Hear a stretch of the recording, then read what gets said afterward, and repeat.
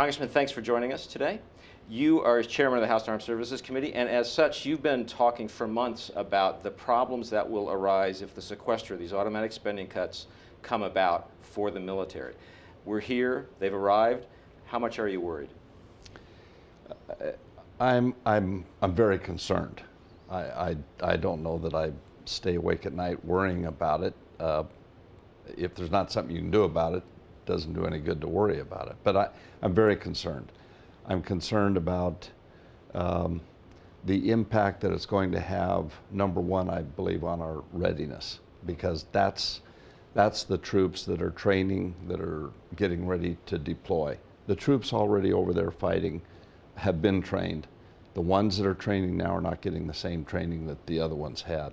I know it's already been cut back. So we're expecting this to start on March 1st. In reality, it's been going on for several months. So it's not any cliff that tomorrow the world's going to be different. So readiness to me is the really big thing. Our national security and our ability to keep the world safe, our allies and the commitments we have around the world, and what we're doing to our workforce. Those are the biggest things that I'm concerned about. You know, one of the effects that we've seen already is that the Pentagon decided not to send an aircraft carrier to the Persian Gulf for its regular rotation. Was that a necessary move, or was that something that was done to make a point? No, I don't think that our military. Now I've heard things being said, you know, on the social spending side. I've heard that there's sounded like they're going to make it as painful as they can. Right. To extract political gain, but no, the military doesn't function that way. These people dedicate their lives to serving us, to protecting us. What they're looking at is, what can I do given these new circumstances? See, the problem is the sequestration in and of itself is bad, but when you dump it onto the $487 billion in cuts that we're just starting this year, it's a double whammy. The $487 billion that we cut for over the next 10 years takes $50 billion out this year, and that was a heavy cut. And just a couple of years ago, they were told they would have a certain amount, and now they're told it's $50 billion less. Then when you dump the sequestration on, it's $100 billion less. And by the way, you have not a year to do this. You are down now to 6 months, because it's all in the fiscal year 13, which comes to an end on September 30th. So they're just trying to get by and make sure their money stretches for the year. So this explains why you've been making the case all along that this was going to be worse for defense than any domestic program if sequestration came to pass. Defense accounts for 18% of our spending. We've taken 50% of the cuts out of defense. And we're trying to do all of this over a very short, concise, condensed period of time when we're at war. You know, we've done this before. We cut back after World War I. We eliminated our military after World War II, Korea, Vietnam, and every time then it ends up costing a lot more lives, because people don't have time to prepare. You know, our troops for World War II were training with wooden guns. And when they were marching across North Africa, they were basically just fodder buying time. That should never happen.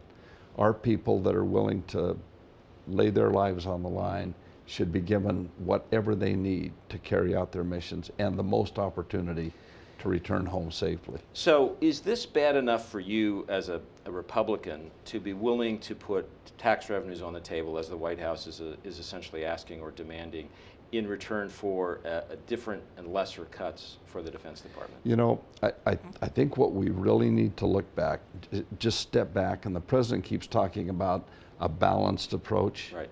You know, the real problem isn't even being addressed. If you look at what our spending has been for the last 50 years, domestic discretionary spending and our defense has been dropping. Right. It's dropped in half in 50 years.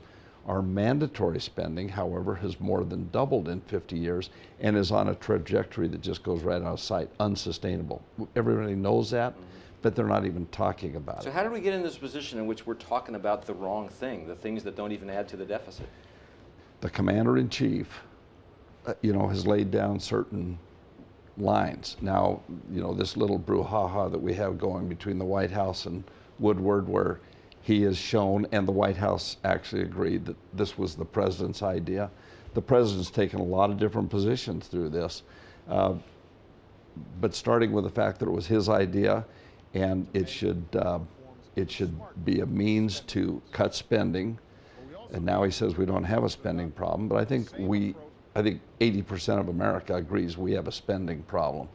So he went from that to saying if we fixed it, he would veto the bill, and then during the campaign said it was not going to happen, and then the last couple of weeks has been running a round-the-clock campaign talking about how devastating it would be.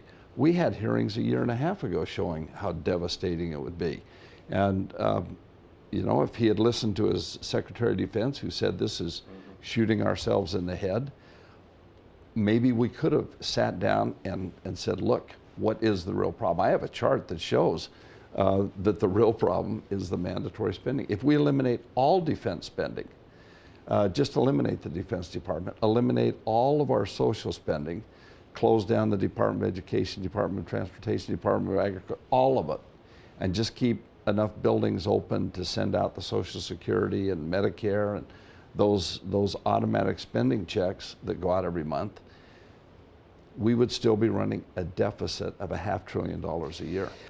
But Lindsey Graham in the Senate, conservative Republican, said several days ago that from his point of view, he would be willing to put some revenues on the table if it got us into a position in which these defense cuts were not taking place. Do you share that view, or is he speaking only for Lindsey Graham? I think he's speaking for Lindsey Graham. I've been on record to say if it's the only option, then I would support more revenue. However, I think we've done that.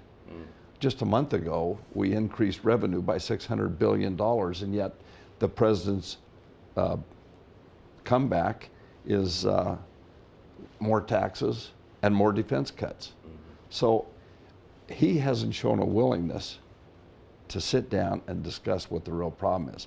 All of that revenue that he got just a month ago, what did he do with it? I think most people understand that whenever he speaks, what he's talking about, he wants revenue for more spending.